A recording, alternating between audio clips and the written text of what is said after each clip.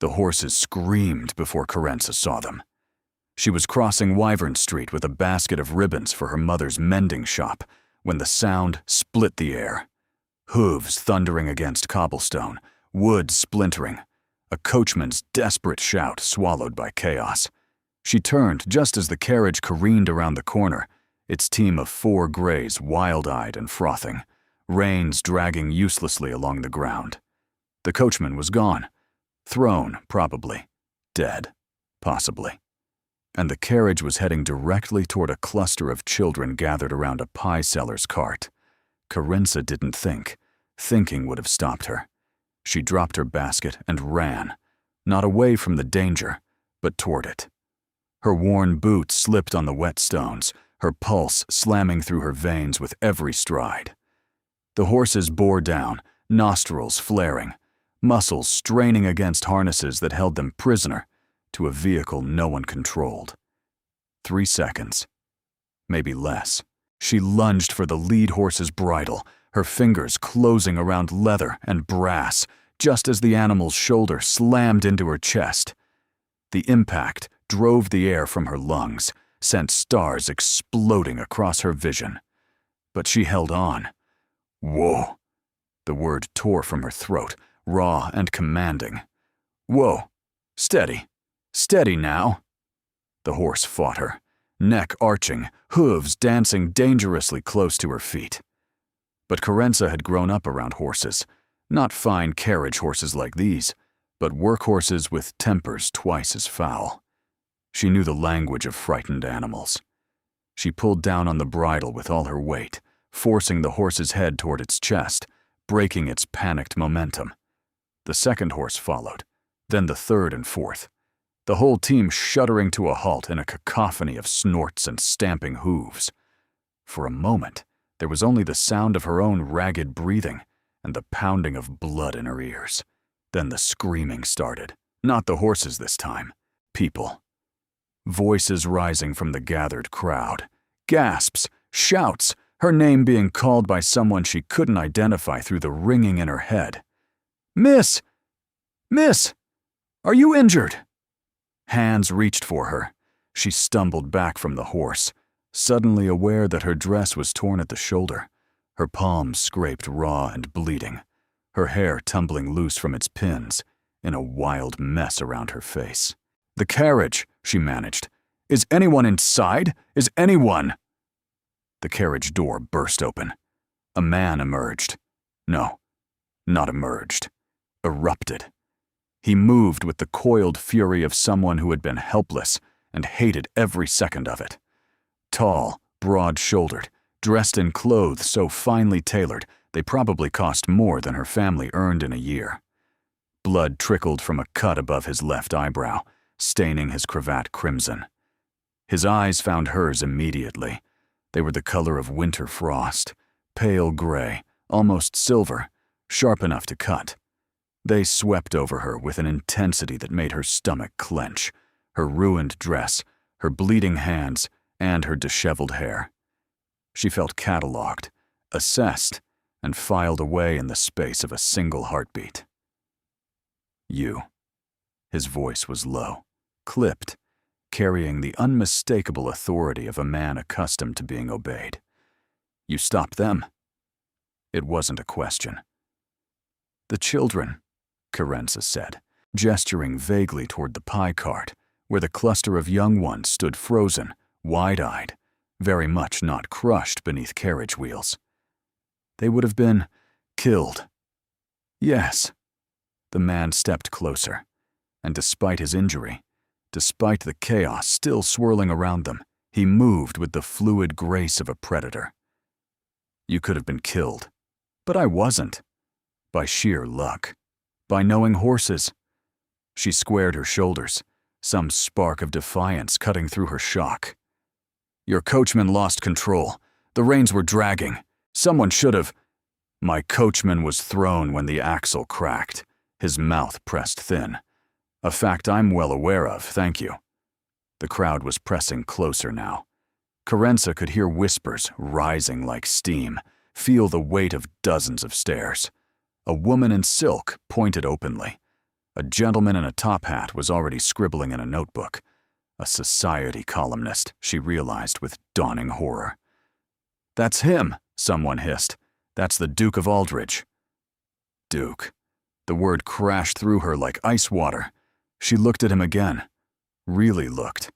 The quality of his coat, the signet ring glinting on his finger, the way the crowd parted around him like water around stone. Not just a wealthy man, not just an aristocrat, a duke. And she had just grabbed his horse's bridle like a common stable hand, torn her dress in front of half of London, and spoken to him as if they were equals.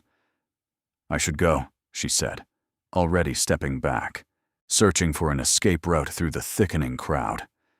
"I'm glad you're unharmed, Your Grace. Truly. But I need to—" "Go where?" His hand caught her elbow, not roughly, but with enough firmness to stop her retreat. "You're bleeding. You're in shock. And you just saved my life in front of approximately 40 witnesses, half of whom are already composing the gossip they'll spread at dinner tonight. That's not my concern. It will be." His grip didn't loosen. "By this evening, every drawing room in London will know your name, your face, and your circumstances. They'll debate whether you're a hero or an opportunist. They'll wonder what you expect in return." Carence's chest tightened. "I don't expect anything." "That," the Duke of Aldridge said, something unreadable in those steel-gray eyes, "is precisely the problem." Before she could respond, a sleek black carriage pulled up beside them, undamaged, freshly arrived, bearing a crest she didn't recognize. A footman leaped down to open the door. "Get in," the Duke said. "I beg your pardon?" "Get in the carriage, Miss Whitmore. Carence Whitmore. Miss Whitmore." His voice softened by exactly 1 degree. "Please, let me at least see to your injuries. You've earned that much, whether you want it or not." Every instinct screamed at her to disappear into the crowd, to return to her mother's shop, to pretend this never happened. But his hand was still on her elbow. The crowd was still watching. And somewhere in the chaos, she'd lost her basket of ribbons. Ribbons they couldn't afford to replace. "Fine," she heard herself say. "But only until my hands are bandaged. Then I'm leaving." The Duke's expression didn't change, but something shifted behind his eyes. "Of course," he said smoothly. "Whatever you wish." He helped her into the carriage with unexpected gentleness, and as the door closed behind them, sealing them together in velvet-lined silence, Carence realized with sinking certainty that leaving was going to be far more complicated than she'd imagined. The carriage interior smelled of leather and sandalwood, rich and foreign and suffocating. Carence pressed herself against the seat, acutely aware of how out of place she looked, her torn dress, her bloodied palms, her hair hanging in tangled ropes around her shoulders. Across from her, the Duke of Aldridge sat with unnerving stillness. Blood still trickled from the cut on his brow, but he seemed entirely unconcerned with his own injury. His attention remained fixed on her, with the intensity of a man solving a puzzle. "Your hands," he said. "Show me." "They're fine. They're bleeding. Show me."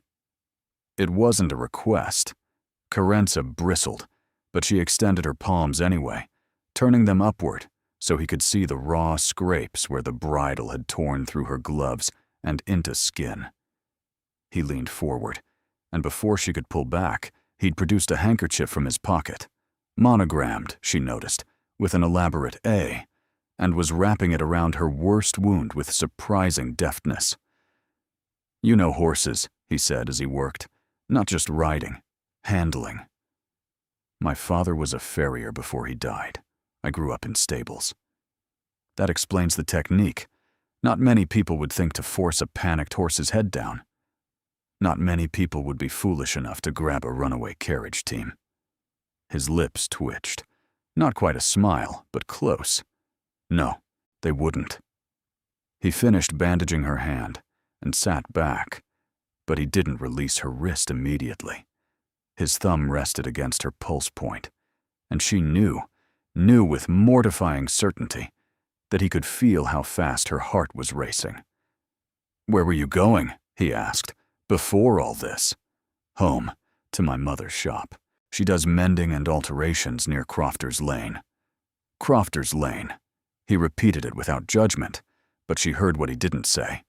A poor neighborhood, a working family, a world away from ducal carriages and society gossip. "Yes, well," she pulled her hand free. "Not all of us have estates to manage." "No." His gaze didn't waver. "Not all of you throw yourselves in front of runaway horses to save strangers either." The carriage slowed, then stopped. Carenza glanced out the window and felt her stomach drop. They were not at Crofter's Lane. They were before a house, no, a mansion, of cream-colored stone, with columns flanking a massive front door. Servants were already emerging, faces carefully blank, but eyes sharp with curiosity. "This isn't my home," she said, an edge of panic creeping into her voice. "No, it's mine. Aldridge House. You said you'd see to my injuries. I am. My physician is already being summoned. He'll ensure there's no lasting damage to your hands." The Duke was already rising, reaching for the carriage door. "You can leave after he examines you. You have my word." She didn't believe him. Something about the careful way he moved, the calculated precision of his words, told her that nothing about this was accidental. "Why are you doing this?" He paused, hand on the door handle. "Doing what?" "Bringing me here, tending to me personally. You're a duke. You could have thrown coins at me and driven away." "I could have." He met her eyes. "But you didn't have to save me, Miss Whitmore. You could have watched the carriage crash and felt nothing but mild inconvenience at the disruption to your errands. Instead, you risked your life. So, this is gratitude. This is interest." The word hung between them, weighted with meaning she couldn't quite parse. "I find myself curious about the kind of woman who acts without thinking and negotiates without flinching. I haven't negotiated anything. Yet." He opened the door, and sunlight flooded the carriage. "Come, let's get you cleaned up." Every rational thought demanded she insist on returning to Crofter's Lane immediately. But her hands were throbbing, her head was spinning, and some treacherous part of her wanted to see the inside of that house. Wanted, just for a moment, to exist in a world where her biggest concern wasn't whether they could afford candles this week. The Duke helped her down from the carriage, his grip firm and impersonal. Servants swarmed around them with quiet efficiency, someone taking his bloodied coat, someone else murmuring about sending for the physician, a third pressing a glass of something into her hand before she could protest. "Drink it," the Duke said. "It's only water." She drank, suddenly aware of how parched her throat was. The cool liquid steadied her, cleared some of the fog from her mind. "Your Grace." A woman appeared in the doorway, severe, silver-haired, and dressed in black silk that probably cost more than Carenza's entire wardrobe. Her eyes swept over Carenza with undisguised assessment. "I've been informed there was an accident." An accident and a rescue. The Duke's hand moved to the small of Carenza's back, a gesture that felt strangely proprietary. "Grandmother, may I present Miss Carenza Whitmore? She saved my life this afternoon. Quite dramatically, I'm told." The older woman's expression didn't flicker. "How fortunate. Indeed." The Duke smiled, and for the first time, Carenza saw something dangerous in it. "I've been thinking, actually, about how one repays a debt of that magnitude." Carenza's spine stiffened. "I don't want repayment." "Perhaps not." His voice dropped, meant for her ears alone. "But I'm going to offer it anyway. And Miss Whitmore, I suspect you're going to accept." He was guiding her through the front door before she could protest, into a world she had no business entering. A world, she realized with growing unease, she might not be able to leave. The drawing room of Aldridge House was larger than Carence's entire home. She stood near the fireplace, freshly bandaged hands clasped before her, trying not to stare at the oil paintings lining the walls, portraits of stern-faced ancestors who seemed to judge her from their gilded frames. A maid had brought tea. The fine china cup felt fragile enough to shatter if she breathed too hard. The Dowager Duchess sat in a high-backed chair like a queen on her throne, watching Carence with eyes that missed nothing. The Duke stood by the window, his cut now cleaned and dressed, his expression unreadable. No one had spoken for nearly a minute. "So," the Dowager finally said, "you're a farrier's daughter." "Yes, Your Grace. And you stopped my grandson's carriage team with your bare hands." "Yes, Your Grace."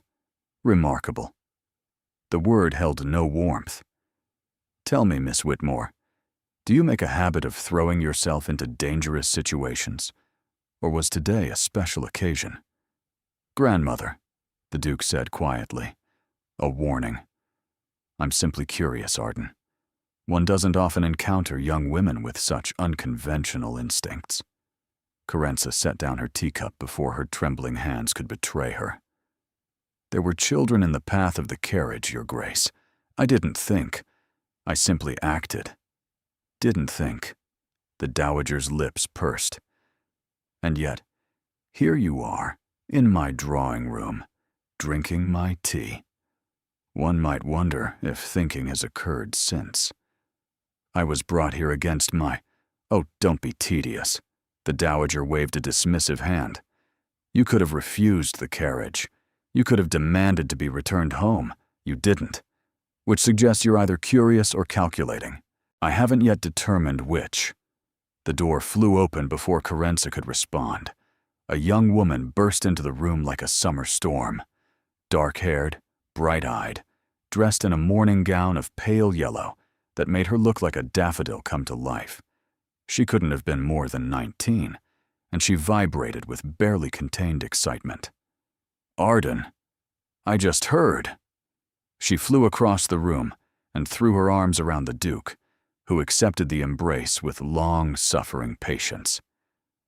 "They said your carriage nearly crashed, that you could have been killed, that a woman saved you." She spun around, spotted Carence, and gasped. You're her. The one who grabbed the horses." "Tamsin," the Duke said wearily. "Breathe." "I am breathing. I'm breathing, and I'm delighted."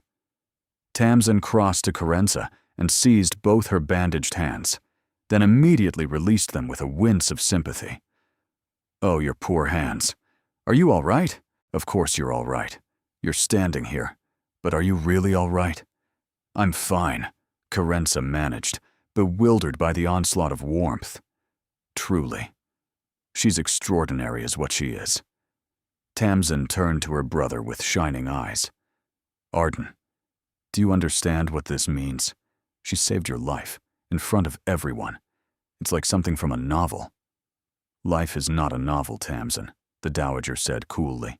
"Life should be a novel. Life should be exciting and romantic and full of unexpected heroes." Tamsin squeezed Carence's arm. "You're staying for dinner, aren't you? Please say you're staying."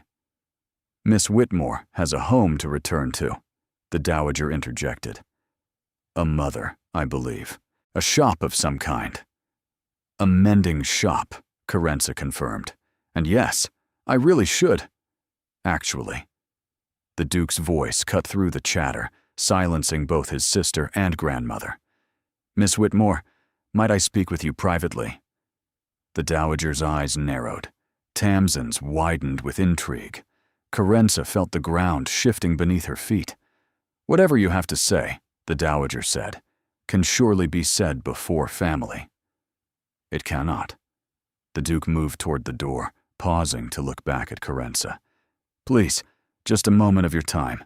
Then I'll have my driver return you wherever you wish to go." Curiosity, that dangerous, treacherous curiosity, held her captive.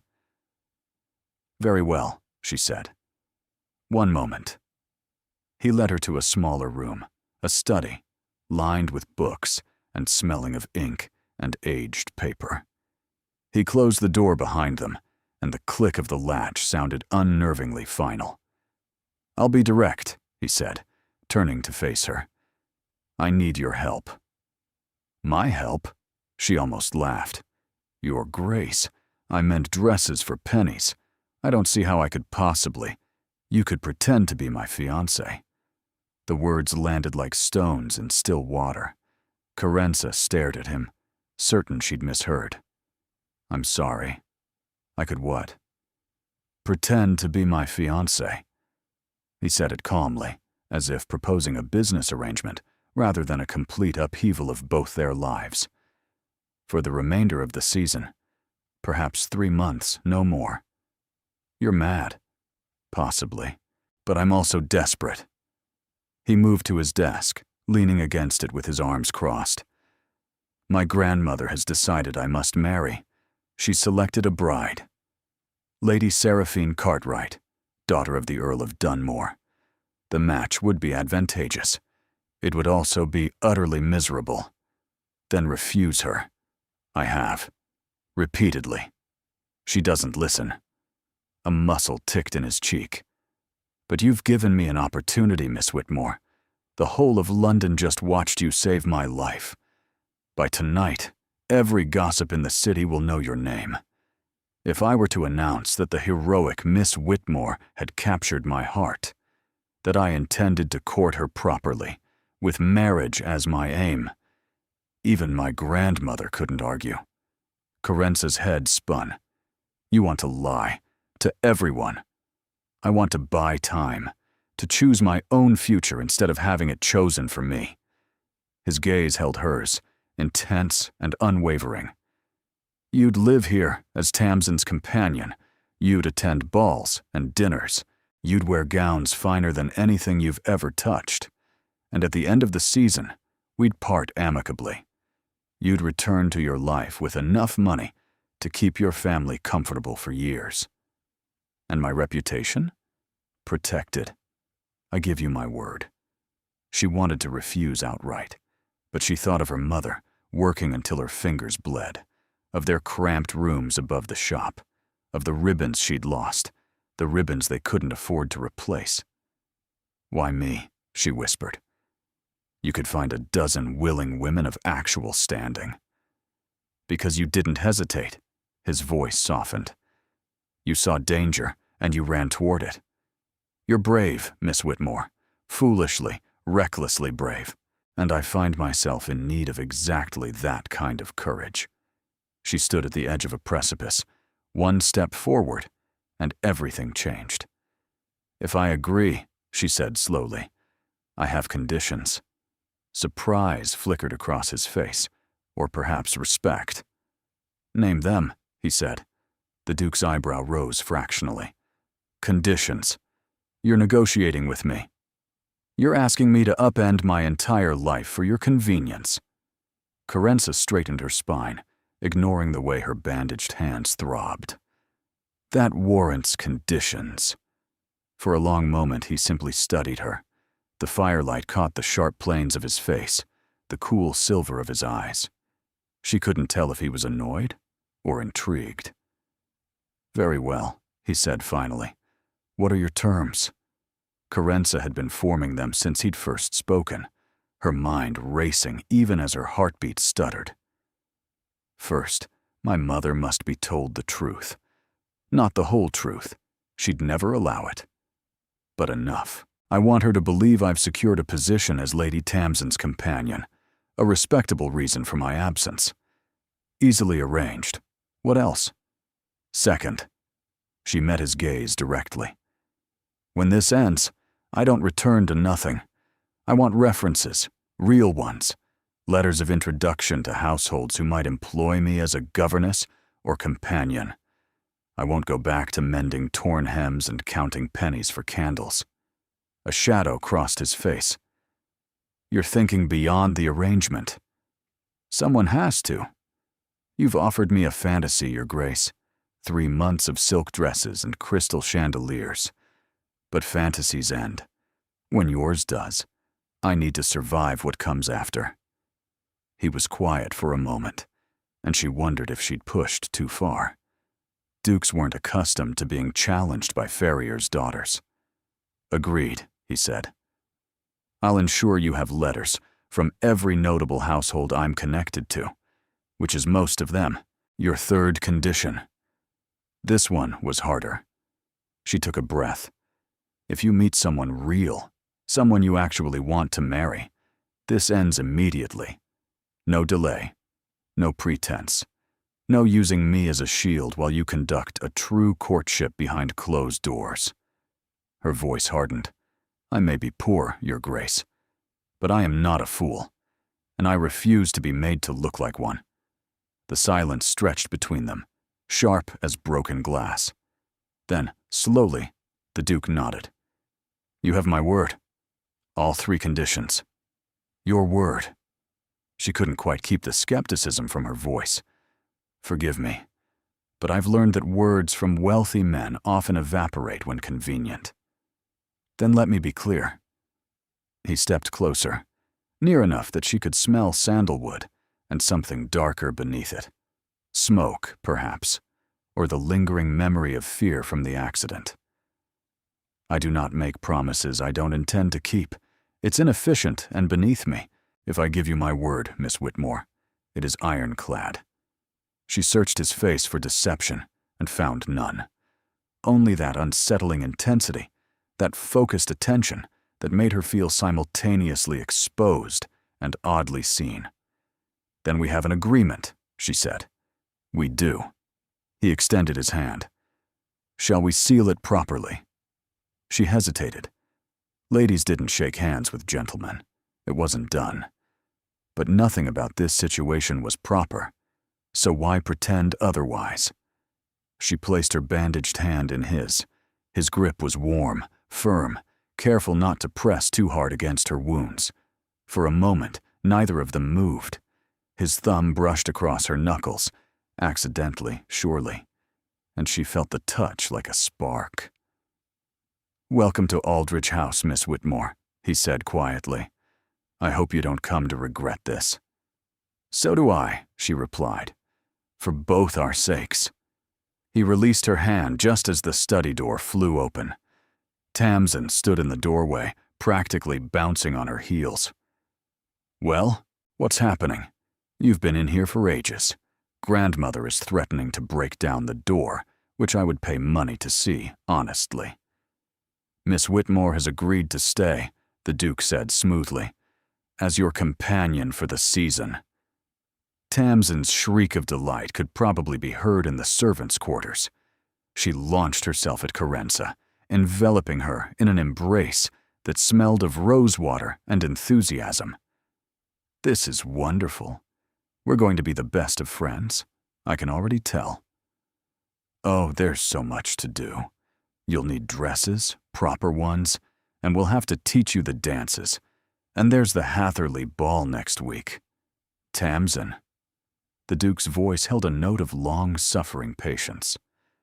"Perhaps let Miss Whitmore breathe before you plan her entire social calendar." Breathing is overrated, but Tamsin released her, beaming. "Come on, I'll show you to your room. It's the Blue Suite. It has the best view of the gardens, and the bed is sinfully comfortable." Carenza allowed herself to be swept toward the door, glancing back once at the Duke. He stood where she'd left him, watching her go with an expression she couldn't read. Not quite satisfaction, not quite concern. Something in between. "Miss Whitmore," he called, just as she reached the threshold. She paused. "Your Grace?" "For what it's worth. I don't think you'll regret this." She wanted to believe him, against all reason, against every instinct that had kept her safe in a world that didn't favor women like her. She wanted to believe. But trust was a luxury she'd never been able to afford. "We'll see," she said, and let Tamsin pull her into the unknown. The Blue Suite was not a room. It was a small country. Carenza stood in the center of the bedchamber, turning slowly to take in the enormity of what surrounded her. A four-poster bed draped in silk the color of a summer sky, windows that stretched nearly floor to ceiling, overlooking gardens so perfectly manicured they looked painted, a writing desk inlaid with mother-of-pearl, a wardrobe large enough to hold the entire contents of her mother's shop with room to spare, and flowers, fresh flowers in crystal vases, their perfume filling the air with sweetness. "Do you like it?" Tamsin hovered in the doorway, watching her reaction with obvious delight. "I told them to put you here specifically. The Rose Suite is larger, but it gets the afternoon sun directly, and in summer it's absolutely stifling. This one stays cool. It's beautiful. It's yours, for as long as you're here." Tamsin crossed to the bed and flopped onto it with undignified abandon. "I'm so glad you're staying. You have no idea how dull this house has been. Grandmother is constantly planning and scheming. Arden is constantly brooding and avoiding. I've been slowly dying of boredom. Surely you have friends. Other young ladies too. Other young ladies are tedious." Tamsin wrinkled her nose. "All they talk about is marriage prospects and fashion and who's courting whom. You stopped a runaway carriage with your bare hands. That's infinitely more interesting." A knock at the door interrupted them. A young maid entered, red-haired, freckled, perhaps a year or two younger than Carenza, carrying a tray with tea and small sandwiches. "Miss Whitmore? I'm Brinley. I've been assigned as your lady's maid." She bobbed a curtsy, her smile warm and genuine. "I thought you might be hungry. It's been quite a day." Carenza's throat tightened unexpectedly. The gesture was so simple, so thoughtful, yet no one had brought her tea on a tray since she couldn't remember when. "Thank you, Brinley. That's very kind." The maid set down the tray with careful precision. "Lady Tamsin mentioned you'd need dresses. The modiste is being summoned for tomorrow morning. In the meantime, we found a few things that should fit. They belonged to the late Duchess, God rest her. Her grace was about your size." "The late Duchess?" Carenza glanced at Tamsin, who had gone slightly subdued. "Our mother." Tamsin's voice softened. "She died when I was born. Arden barely remembers her. Father kept everything. Her dresses, her jewels, all of it. He couldn't bear to let any of it go. I'm sorry. I didn't mean to. Don't apologize." Tamsin's brightness returned, though Carenza could see the effort behind it. She would have wanted her things used. Father would have wanted that too. "Your father?" "Died 8 months ago. Fever. Very sudden." Tamsin smoothed a wrinkle in the bedspread, not meeting Carenza's eyes. "That's why grandmother is so insistent about Arden marrying.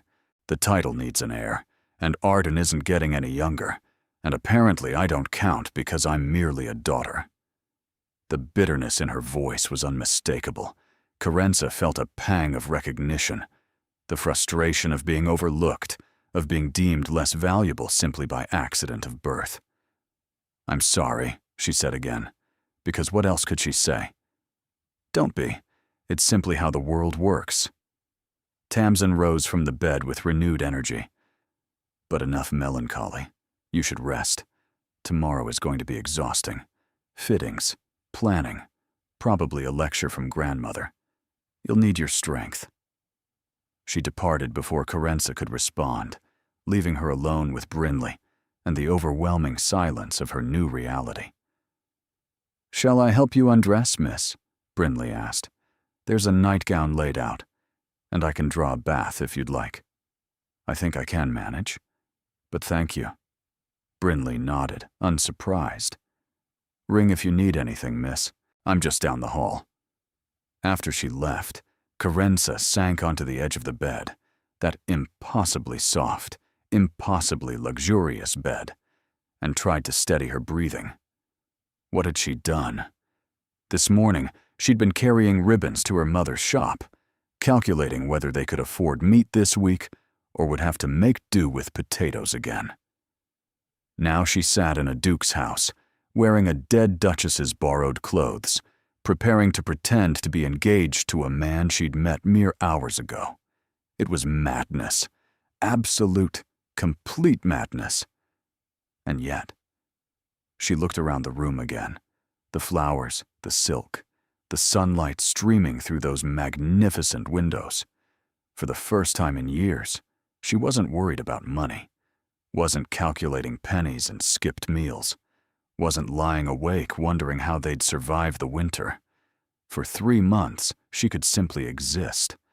The thought was terrifying, and intoxicating, and dangerous in ways she couldn't fully articulate. She thought of her mother, alone in their cramped rooms, probably worried sick by now. She needed to send word. Tomorrow, she'd insist on it. She thought of the Duke, Arden, his sister had called him, with his frost-colored eyes and his careful intensity. He'd looked at her like she was a problem to be solved, but also like she was something else, something he hadn't expected to find. She thought of Tamsin, all warmth and enthusiasm, masking grief she hadn't fully processed. She thought of the Dowager, cold and assessing, clearly unhappy about this arrangement. And she thought about Lady Seraphine Cartwright, the woman the Duke was supposed to marry, the woman Carenza was now standing in the way of. She hadn't even met Lady Seraphine yet, and already she dreaded it. Sleep, she told herself. Whatever tomorrow brings, you'll face it better rested. She changed into the borrowed nightgown, finer than anything she'd ever owned, and climbed into the impossible bed. The sheets were cool and smooth, the pillows soft as clouds. She should have felt comforted, safe, lucky. Instead, she lay awake for hours, staring at the ceiling and wondering what price she'd eventually pay for this borrowed dream.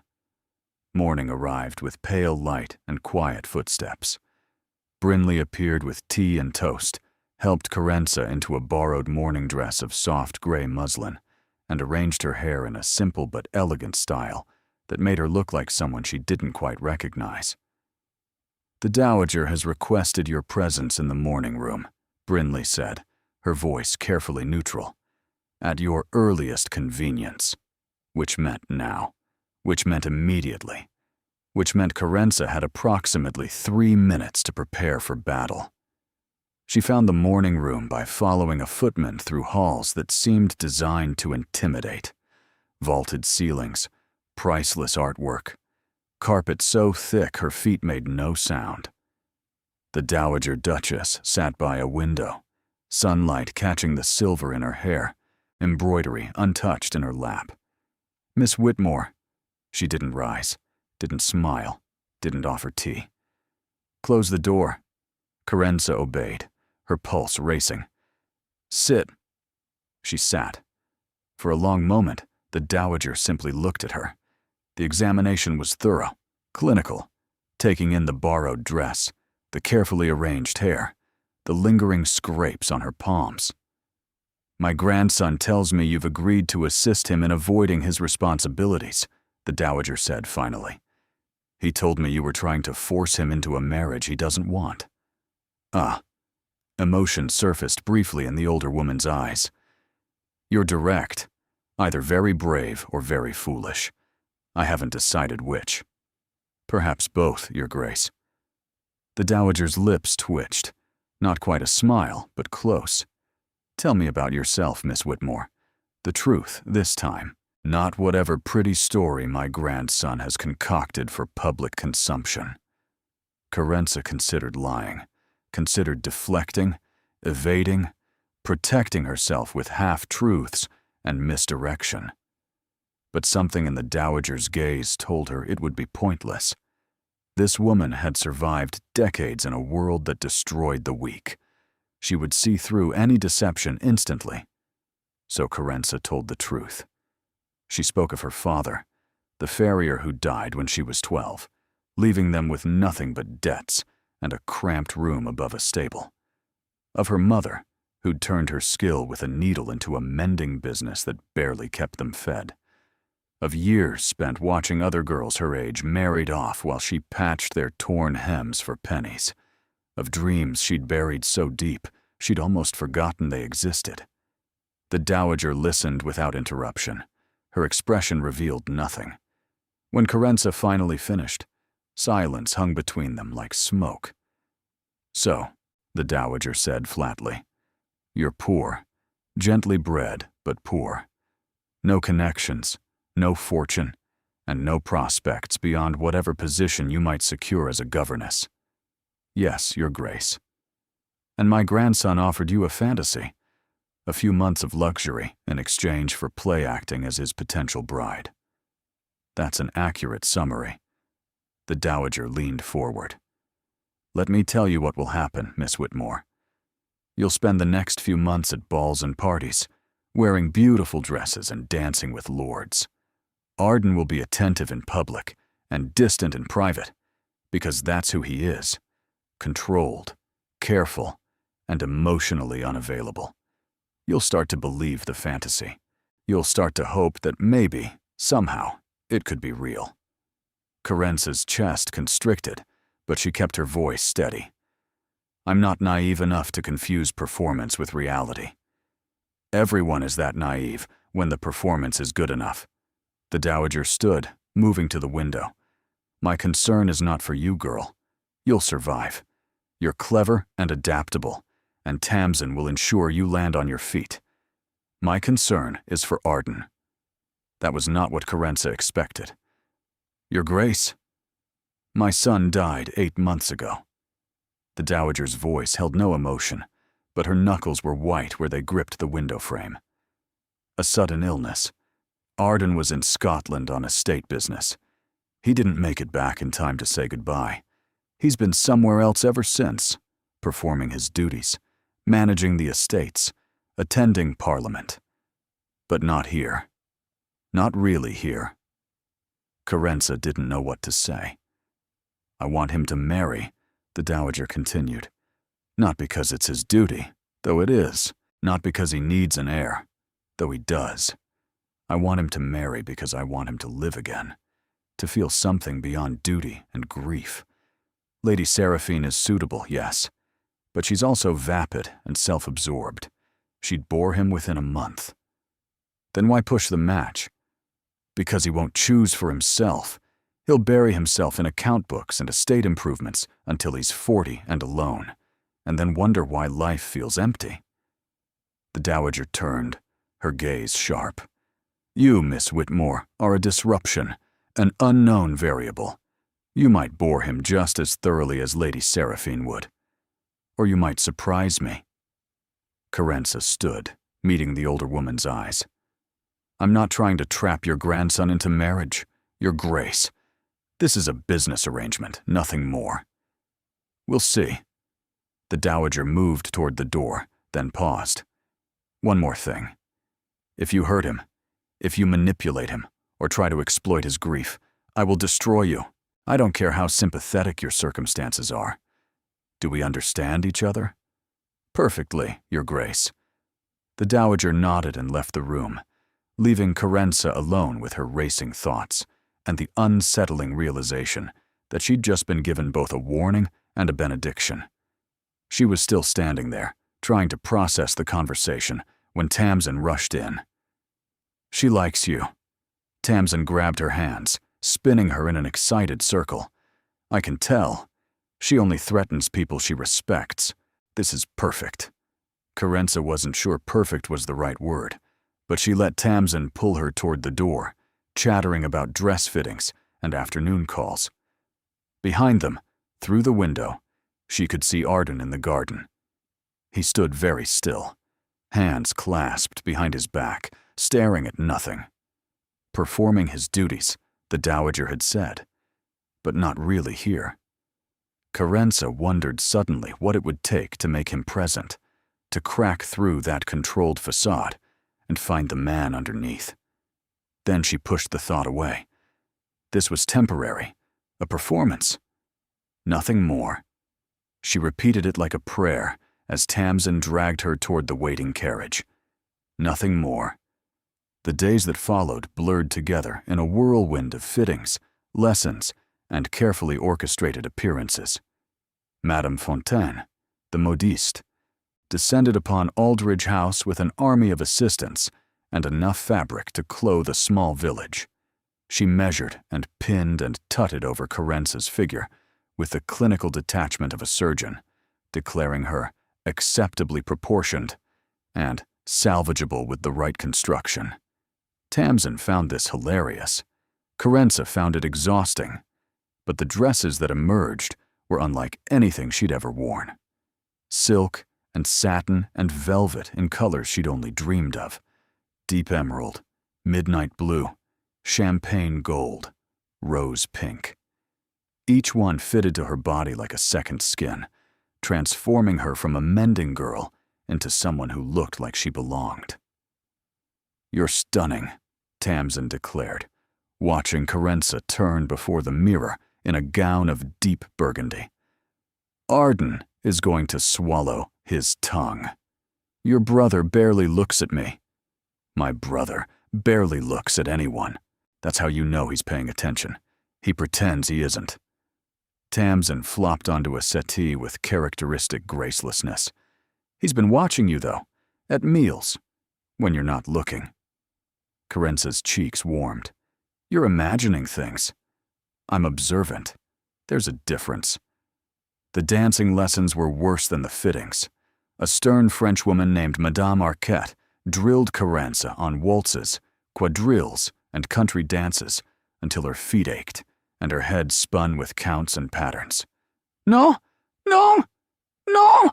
Madame Arquette would cry, rapping her cane against the floor. "You move like a cart horse. Lighter! Lighter!" But slowly, painfully, Carence improved. Her body learned the rhythms. Her feet found the steps. And when she finally completed an entire waltz without stumbling, Madame Arquette gave her the highest possible praise. Acceptable. Through it all, the Duke remained distant. He appeared at meals, perfectly polite and perfectly remote. He inquired about her lessons with formal courtesy. He approved her wardrobe choices with brief nods. But he never lingered, never sought her company, never looked at her the way Tamsin claimed. Until the fifth evening, Carence had escaped to the library after dinner, seeking refuge among the books. She'd discovered it on her second day. A vast room lined floor to ceiling with leather-bound volumes, smelling of paper and age, and something indefinably comforting. It had become her sanctuary. She was curled in a window seat, watching rain streak the glass, when she heard the door open. The Duke entered, then stopped when he saw her. "Miss Whitmore, I didn't realize anyone was here.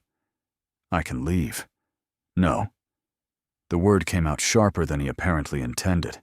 He softened it with a half gesture toward the shelves. "This room has always been meant for sharing. My father believed books were wasted unless they were read." "Your father sounds like a wise man." "He was." Arden moved to a shelf near the fireplace, running his fingers along the spines with familiar ease.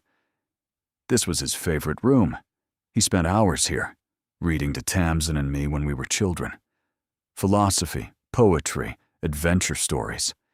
Anything he thought might spark our imaginations." Carence set down her own book. "What was he like? Your father?"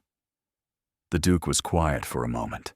When he spoke, his voice had lost some of its careful control. Warm, passionate. He felt everything deeply. Joy, sorrow, anger, love. My grandmother used to say he had no armor, that he walked through the world with his heart exposed. He pulled down a slim volume, turning it over in his hands. She meant it as a criticism. He considered it a compliment. "And you?" "I'm nothing like him." The words were flat, final. "I learned early that feeling things deeply was dangerous. It makes you vulnerable. It gives others power over you." "That sounds lonely." His eyes met hers, and for a moment, the careful mask slipped. She saw the grief underneath, raw and deep and barely contained. It is. They stood in silence, the rain pattering against the windows, the fire crackling in the hearth. Then Arden crossed to her, holding out the book in his hands. "For you," he said. "I noticed you've been reading poetry. Tennyson, mostly. This is different. Meredith, less famous, but I think you might appreciate him." Carenza took the book carefully. It was old, the leather worn soft with handling, the pages gilt-edged and beautiful. "I can't accept this. It must be valuable." "It's a book. Books are meant to be read, not preserved as relics." He paused. "Besides, you saved my life. A volume of poetry seems inadequate compensation, but it's a start." She opened the cover and found an inscription on the first page, written in a careful hand. "To Arden, on your 16th birthday. May you always find truth in beauty and beauty in truth. Your loving father." "This was a gift from your father," she said softly. "You can't give this away." "I'm not giving it away. I'm lending it to someone who will appreciate it." His voice gentled. "He would have liked you, I think. You have the same quality he admired. That willingness to charge headlong into danger without counting the cost. That's recklessness, not courage. Sometimes they're the same thing."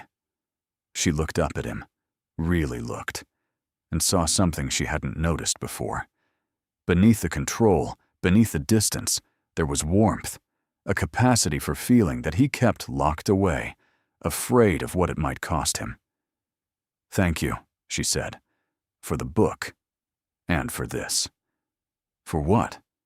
"For letting me see you, even just a little." His gaze softened, surprise evident in the slight parting of his lips. For a moment, she thought he might say something else, something important. Instead, he stepped back, composure sliding back into place. "Good night, Miss Whitmore. Enjoy the poetry." He left before she could respond, but he paused at the door, glancing back at her one last time. And in that glance, she saw what Tamsin had noticed, what she'd been too busy surviving to recognize. He was watching her, and she was beginning to understand why. The next few days brought more lessons, more fittings, and, increasingly, more stolen moments. They met in the library each evening, ostensibly by accident. They discussed books, poetry, and philosophy. He told her about his father's death, the sudden illness, the frantic ride from Scotland, the arrival hours too late. She told him about her own father, the way his absence had shaped everything that followed. They didn't touch. They barely stood close enough to feel each other's warmth, but something was building between them, a current, an awareness, a pull that grew stronger with each conversation. "The Hatherley ball is tomorrow," Arden said one evening, breaking a comfortable silence. "Our first public appearance as an engaged couple." "Pretending to be engaged," Carenza corrected. "Of course." But his eyes lingered on her face. "You'll dance the first waltz with me, and the supper dance. Beyond that, you're free to enjoy yourself." "What about Lady Seraphine?" His expression cooled. "She'll be there, with her mother. They're persistent. Should I be worried?" "About Seraphine?" He considered. "She's not cruel, exactly, but she's been raised to believe she deserves what she wants, and she's decided she wants to be a duchess. That's not an answer. No." He met her eyes. "Just be yourself, Miss Whitmore. That's enough." It wasn't a compliment exactly, but it felt like one. And as she lay awake that night, the borrowed book of poetry pressed against her chest, Carenza realized something terrifying. She wasn't pretending anymore. The feeling stirring inside her, the flutter when he entered a room, the ache when he left, the desperate desire to crack through his careful control and find the man underneath. Those were real. This was supposed to be an arrangement, a transaction. a temporary escape from a life she'd never chosen. But somewhere along the way, it had become something else, something dangerous, something that would hurt far worse when it ended. The Hatherley Ball was a glittering spectacle of silk, candlelight, and barely concealed judgment. Carriage descended the grand staircase on Arden's arm, wearing a gown of deep sapphire that Madame Fontaine had pronounced her masterpiece. Her hair was swept up in an elaborate arrangement threaded with tiny crystals that caught the light like scattered stars. She looked, Tamsin had declared, like a dream given form. She felt like a fraud preparing for execution. "Breathe," Arden murmured as they approached the ballroom doors. "You belong here tonight." "I don't." "Then pretend you do. You're good at pretending." The doors opened, and they were announced. "The Duke of Aldridge and Miss Carriage Whitmore." Every head turned. Every conversation paused. Every eye in the room fixed upon them with hungry curiosity. Carriage lifted her chin and walked forward, as if she'd been doing this her entire life. The whispers started immediately, a susurrus of speculation that followed them across the ballroom like a shadow. She caught fragments as they passed. "The one who stopped the carriage." "Farrier's daughter. Can you imagine?" "Rather pretty, I suppose, if you overlook." Arden's hand tightened almost imperceptibly on her arm, a warning, or perhaps support. They made their way through the crowd, stopping to exchange pleasantries with lords and ladies whose names Carriage immediately forgot. She smiled until her face ached. She curtsied until her knees protested. She said, "How lovely to meet you," so many times the words lost all meaning. And then Lady Seraphine Cartwright appeared. She was beautiful. Carriage had to admit that. Pale blonde hair arranged in perfect ringlets, porcelain skin, and a gown of rose silk that probably cost more than Carrige's mother earned in a year. She moved through the crowd like a queen, her smile sharp and confident. "Your Grace." She curtsied to Arden with practiced elegance, then turned her attention to Carriage. "And you must be Miss Whitmore. I've heard so much about you." "Lady Seraphine." Carriage curtsied in return, grateful for Madame Arquette's relentless drilling. "The pleasure is mine." "Is it?" Seraphine's smile didn't falter, but her eyes were cold. "How charming. You know, when I heard about your little adventure with the carriage, I simply couldn't believe it. Such bravery. Most young ladies would have fled." "Most young ladies weren't raised around horses." "Ah, yes, the farrier's daughter." Seraphine said it pleasantly, but the barb was unmistakable. "How fortunate that your rustic upbringing proved useful." "Seraphine." Arden's voice cut through the tension like a blade. "I believe the orchestra is starting.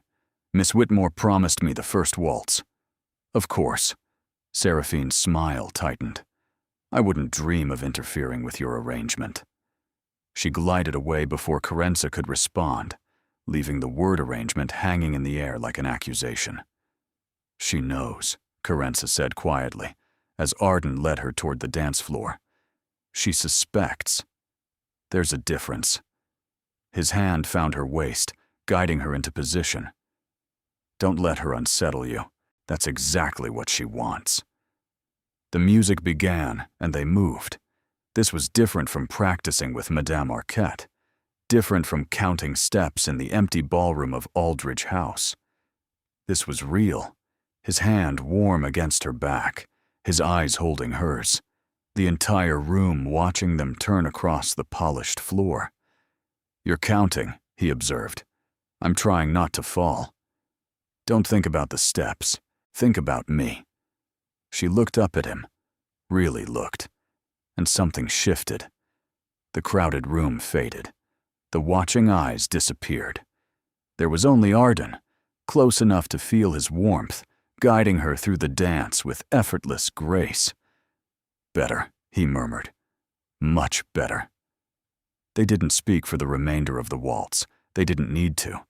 Something was passing between them. An awareness, a tension, a pull that had nothing to do with performance. When the music ended, she didn't want to let go. He didn't seem to want her to. "The terrace," he said, his voice rough. "I need air. Will you join me?" The heat in his eyes, the barely controlled intensity in his voice. She couldn't walk away from that. Yes. The terrace was cooler, quieter, lit only by the glow spilling from the ballroom windows. Other couples strolled the gardens below, but up here they were momentarily alone. "You did well tonight," Arden said, leaning against the stone balustrade. "Better than well. You were magnificent." I was terrified. It didn't show. He turned to face her, and in the dim light his expression had lost some of its careful control. Carenza, her first name. He'd never used it before. "When I first proposed this arrangement," he continued, "I thought it would be simple. A performance, nothing more. But these past days," he stopped, his expression hardening with restraint. "I find myself thinking about you constantly, your laugh, your stubbornness, the way you refuse to be intimidated by anything, even when you should be. Arden, tell me I'm imagining this." His voice dropped to something raw and desperate. "Tell me this is still just pretense, and I'll accept it. I'll bury whatever this is and never speak of it again. But if there's any chance, any possibility, that you feel what I feel, I do." The words escaped before she could stop them. "I've been trying not to, but I do." He moved toward her, and she thought, hoped, feared that he was going to kiss her. "Well, well." The voice came from the doorway. Lady Seraphine stood there, silhouetted against the ballroom light, her smile triumphant. "This is cozy. The Duke of Aldrich and his little farrier's daughter, hiding on terraces. People will talk." "Let them." Arden's voice was ice. "Oh, I intend to." Seraphine stepped closer, her eyes fixed on Carenza. "Did you really think no one would notice? A nobody appearing out of nowhere, suddenly engaged to one of the most eligible men in England? It's obvious what you are. And what am I? A fortune hunter, a schemer, a desperate girl who saw an opportunity and seized it." Seraphine's smile sharpened. "But schemes unravel, Miss Whitmore, and when this one does, when everyone sees you for what you truly are, I'll be there to comfort His Grace through his disappointment." She returned to the ballroom before either of them could respond. Carenza's hands were shaking. "She's going to destroy me. She's going to try." Arden's hand closed over hers, steadying. "But she won't succeed. I won't let her. You might not have a choice. There's always a choice." He lifted her hand to his lips, pressing a kiss against her knuckles. "Trust me, Carenza. Whatever comes next, we face it together." She wanted to believe him, desperately, foolishly, completely.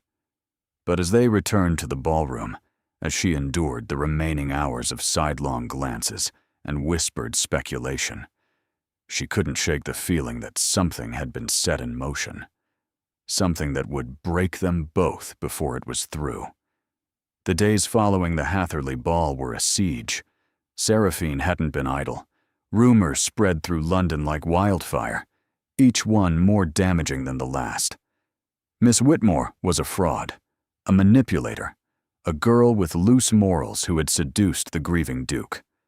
The story of the Carriage rescue was exaggerated, perhaps even fabricated. She was unworthy of his attention, his home, his name. Carenza saw the effects everywhere. The looks that had been curious were now hostile. Ladies who had been polite now turned their backs. Invitations to Aldrich House dried up. Even the servants whispered when they thought she couldn't hear. And through it all, the Dowager watched with cold, assessing eyes. "You must respond," Tamsin urged, after a particularly brutal morning of stares and snubs during a promenade in Hyde Park. "Say something. Defend yourself." "What defense do I have?" Carence's voice was hollow. "Everything she's saying is true. I am a farrier's daughter. I did appear out of nowhere. This is an arrangement." "But you love him." "That's not pretense." Love. The word landed like a blow. Did she love him? She'd been so careful not to name the feeling, as if refusing to acknowledge it might keep it contained. But Tamsin's casual certainty cracked something open, and the truth came flooding through. Yes, she loved him, and it was going to destroy her. That evening, the dowager summoned her to the morning room. "Sit," the older woman commanded. No pleasantries, no pretense of warmth. Carence sat. "I warned you," the dowager said, her voice like winter. "I told you this would happen. A girl of your station, thrust into our world. Did you really think society would accept you without consequence?" "I knew there would be challenges." "Challenges," the dowager laughed, though there was no humor in it. "You've become a liability. Every whisper about you reflects on this family, on Arden, on Tamsin, on 400 years of Aldridge reputation. I never asked for this. No, you simply seized an opportunity when it presented itself." The dowager's eyes were pitiless. "And now you must decide whether you love my grandson enough to let him go." The words hit like a physical blow. "What are you saying?" "I'm saying that Lady Seraphine has offered a solution. If you disappear quietly, return to your mother's shop, claim the engagement was a misunderstanding. She's agreed to cease her campaign. The rumors will fade. Arden's reputation will recover. He can marry someone suitable and forget this unfortunate episode ever occurred. You want me to leave. I want what's best for this family." The dowager's voice softened fractionally. "And I'm asking you to consider whether staying is truly what's best for him." Carence wanted to argue, wanted to fight, wanted to declare that love was enough, that they could weather any storm together. But she thought of Arden's face during the ball, the way the whispers had followed him, the strain in his shoulders, the tension in his posture. She was hurting him simply by existing. "I'll go," she heard herself say, "tonight, before he can try to stop me." The dowager's expression flickered, something that might have been regret, quickly suppressed. "You're making the right choice." "Am I?" Carence stood, her legs unsteady. "Or am I simply making your choice?" She didn't wait for an answer. Packing took less than an hour. She left the beautiful dresses, the crystals, the accessories. She kept only the gray muslin she'd arrived in, and the book of poetry Arden had given her, the one inscribed by his father. She wrote 2 letters, one to Tamsin, brief and apologetic, one to Arden. The second letter took 7 attempts. "Your Grace, by the time you read this, I'll be gone. Please don't try to find me. What we shared was real, at least for me. But reality isn't enough when the world is determined to destroy it. You have responsibilities, obligations, a future I could never fit into. I refuse to be the anchor that drags you under. Marry someone worthy of you. Be happy, even if it's not with me. Thank you for letting me see you, even just a little. I'll carry that gift forever. Yours in gratitude, Carence." She sealed the letter and left it on her writing desk. The carriage she'd arranged was waiting at the servants' entrance. A shabby hired vehicle, nothing like the sleek equipages of Aldridge House. She climbed inside without looking back. The journey to Crofter's Lane took less than an hour, but it felt like crossing between worlds. The grand houses gave way to modest shops, then cramped tenements, then the familiar narrow street where her mother's mending shop crouched beneath a faded sign. Home. It should have felt like refuge. Instead, it felt like a cage she'd briefly escaped, only to be locked inside once more. Her mother met her at the door, eyes wide with surprise and concern. Carenza, what are you doing here? What's happened? It's over, Carenza said, and burst into tears. 3 days passed in a gray blur of mending and misery. Carenza fell back into her old routines, stitching torn hems, replacing buttons, letting out seams for women whose lives hadn't exploded into chaos. Her mother asked gentle questions that Carenza deflected with half-truths. The neighbors whispered, but they'd always whispered. Nothing had changed. Everything had changed. She thought about Arden constantly. His voice, his rare smiles, the way he'd looked at her on the terrace like she was something precious. She imagined him reading her letter, his expression going cold and distant. She imagined him moving on, marrying Seraphine, and forgetting her entirely. Each imagining was a small death. On the 4th day, her mother sat her down at the cramped kitchen table. Enough. Carenza looked up from the shirt she was mending. Enough what? Enough hiding. Enough pretending you're fine when anyone with eyes can see you're broken. Her mother's voice was gentle but firm. Tell me what happened. Really happened. So Carenza told her. Everything. The carriage, the Duke, the arrangement, the growing feelings she'd tried so hard to suppress, the ball, Seraphine's cruelty, the dowager's ultimatum, the choice she'd made because she thought it was right. When she finished, her mother was quiet for a long moment. You left, she said finally, because you were afraid. I left because I was destroying him. You left because you were afraid, her mother repeated. Afraid that you weren't enough, that he'd eventually realize his mistake, that the world's judgment was more powerful than his love. It is. You didn't see how they looked at me. I've seen how the world looks at women like us my whole life. Her mother's hand covered hers. But I've also seen something else. I've seen your father choose me over his family's objections. I've seen love survive poverty and loss, and every obstacle life could throw at it. Father's family wasn't the aristocracy. No, but they thought we weren't worthy, just as these fine lords and ladies think you're not worthy. Her mother's eyes were fierce. They were wrong then. They're wrong now. It doesn't matter. It's over. Is it?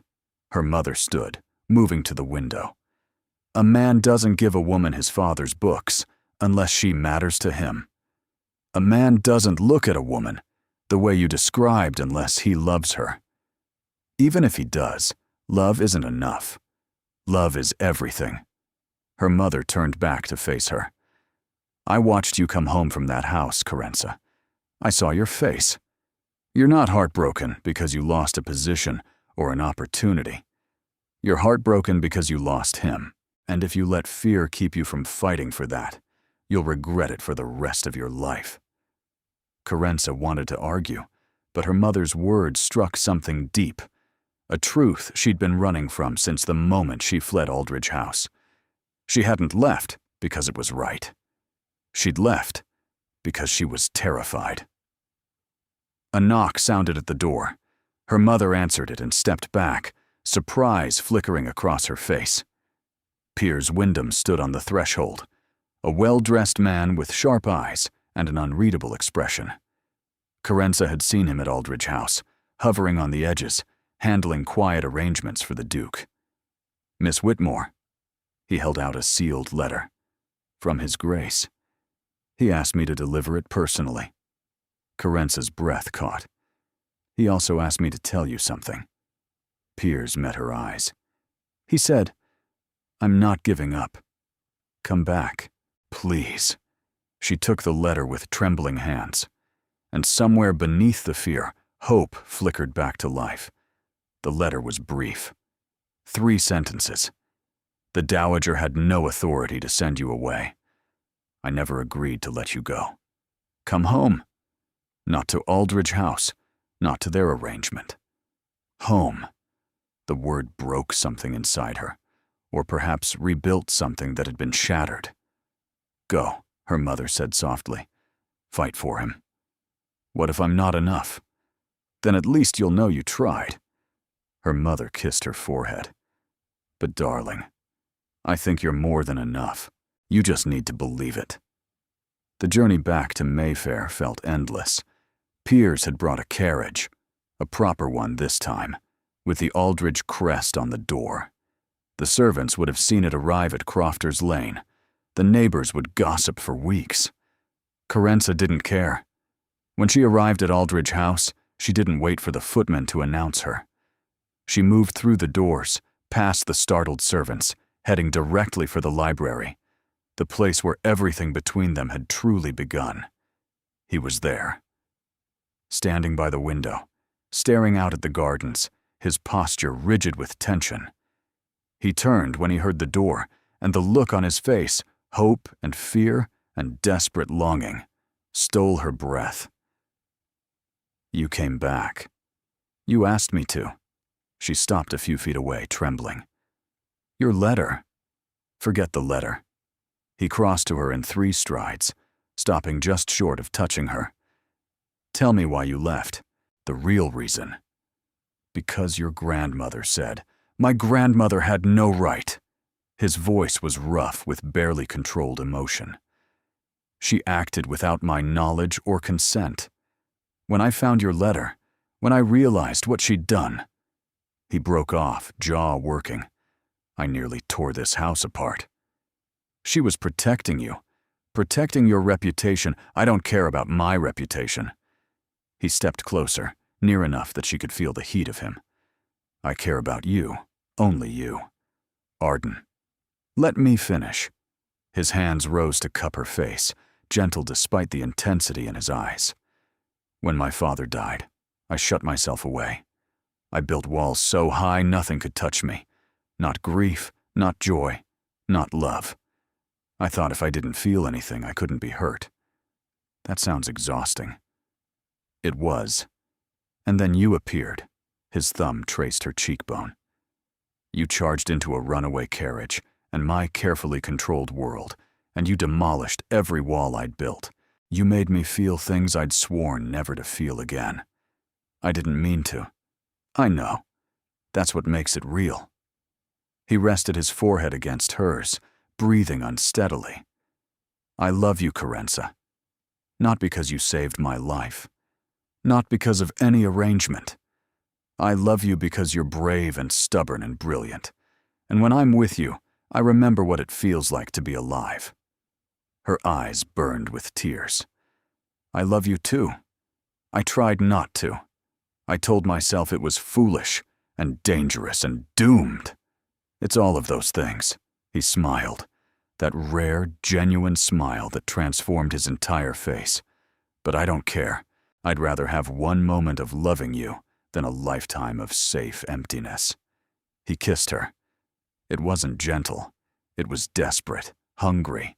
A kiss that contained everything they'd both been holding back. She clung to him, tears streaming down her face, feeling something inside her click into place like a key turning in a lock. When they finally broke apart, both breathless, the library door opened. The dowager stood in the threshold, Tamsin hovering behind her. The older woman's expression was unreadable as she took in the scene, her grandson and the farrier's daughter wrapped in each other's arms. So, she said, you came back.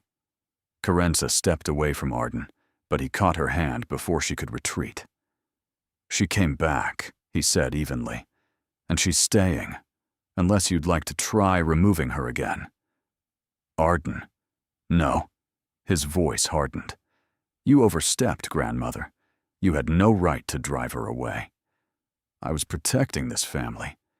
You were protecting tradition, expectation, the opinions of people who don't matter. He pulled Carenza closer. This woman saved my life. More than that, she gave me a reason to live it. I won't lose her again. The dowager's gaze shifted to Carenza. And you? Are you prepared for what this means? The scrutiny, the judgment, the endless battle to prove yourself worthy. I've been proving myself my whole life." Carenza met her gaze directly. "I don't intend to stop now." Silence stretched between them. Then, impossibly, the dowager smiled. "Good." She turned to her grandson. "If you're going to defy me, at least you've chosen someone with spine." She moved toward the door, pausing at the threshold. "The Stanmore ball is tomorrow evening. I suggest you announce the engagement properly this time. With my blessing." She disappeared, leaving stunned silence in her wake.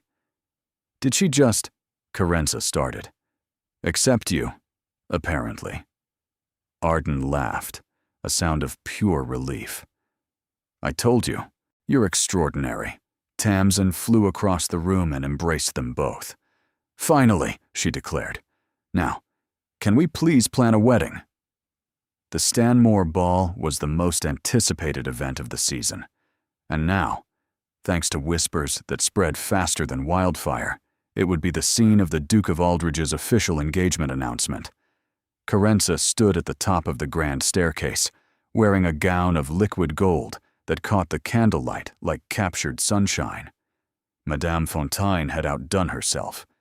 The dress was magnificent, but more than that, it was armor. "Ready?" Arden asked, offering his arm. "Terrified," she admitted. "Good. Terror means you're paying attention," he smiled down at her. "But this time, we're terrified together."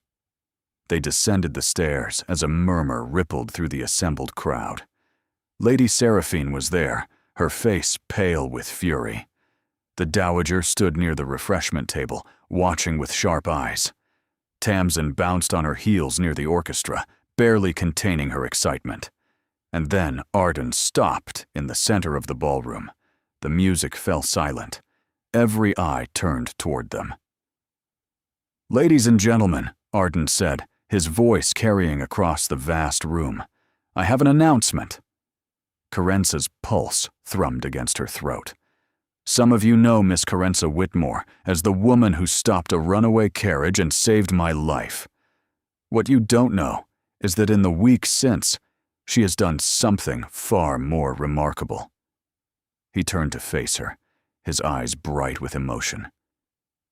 "She has reminded me that there is more to life than duty, more to love than propriety, more to courage than birth or breeding." A gasp rippled through the crowd. "Miss Whitmore isn't highborn. She isn't wealthy. She isn't by society's measure suitable." His voice hardened. "But society's measure is wrong, and I refuse to let it dictate my happiness any longer." He dropped to one knee. The ballroom erupted in shocked murmurs, but Carenza barely heard them. She saw only Arden, his face open and vulnerable, his eyes holding hers with absolute certainty. "Carenza Whitmore," he said, "you charged into my life and saved me in ways you don't even understand. You made me brave enough to choose. Will you honor me, honor us, by becoming my wife?" The question hung in the air like a held breath. She thought of everything that had brought her here. The runaway carriage, the impossible arrangement, the falling, and the fear, and the finding. She thought of her mother's words, "Love is everything." "Yes," she said, her voice clear and strong. 1,000 times. "Yes." He rose and kissed her. Right there, in front of everyone, scandalous and perfect and absolutely right. The applause started slowly, then built. Not everyone was clapping. Lady Seraphine had already departed the room, and several matrons looked appalled. But enough were. Enough believed. Enough saw what they had, and recognized it as real. The dowager approached as the crowd dispersed into excited conversation. "Well," she said, studying Carenza with those piercing eyes, "you've caused quite the stir. I seem to be good at that." "Yes, you do." The dowager's lips curved. Not quite a smile, but something close. "My son would have approved. He always said the best things in life come from unexpected places." She moved away before Carenza could respond, but the words settled around her like a benediction.